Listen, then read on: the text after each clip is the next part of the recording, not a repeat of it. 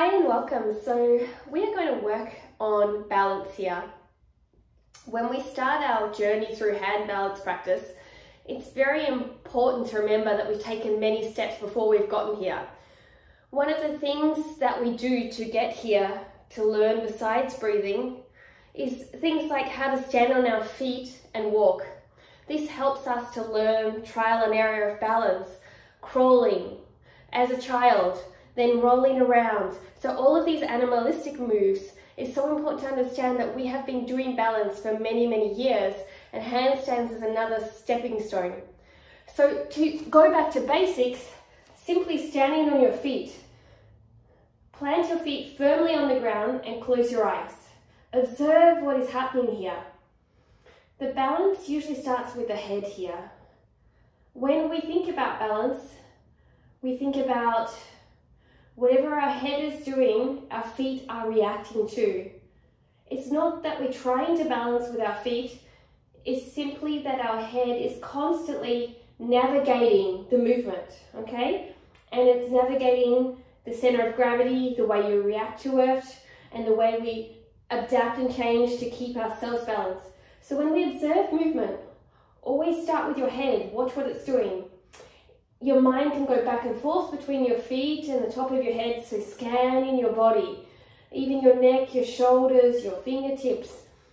One of the things that people don't realize, for example, is in golf, where your head is looking, then also your ball will swing as well, and your hips will go. So it's very important that we understand that our head guides so much of our balance in our day-to-day activities.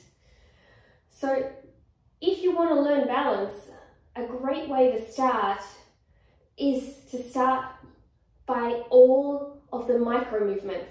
Just by simply standing, watch your breathing, spread your awareness throughout your entire body, and start to build a process through your senses, touch and feel. And this is the same with handstands.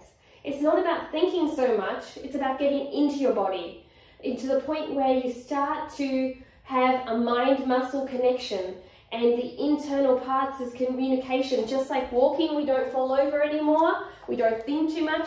Handstands is that same silent knowledge that is happening as we go through the movement practice. So what many people discover with their practice, we can only see a very tiny piece of floor when we're handstanding. Some other disciplines, we're looking all over the place, and we can look other spaces as well. So when we are doing handstands, you can only see your hands.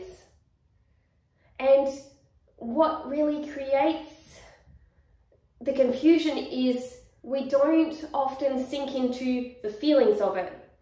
We don't often sink into the learning by feeling.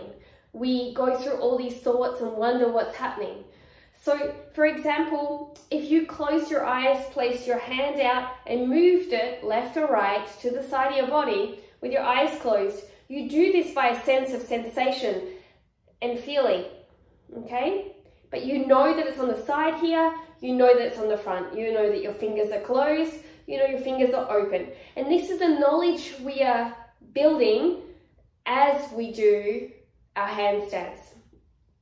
So it's a wonderful thing. It's like a moving meditation. We're building the inner journey.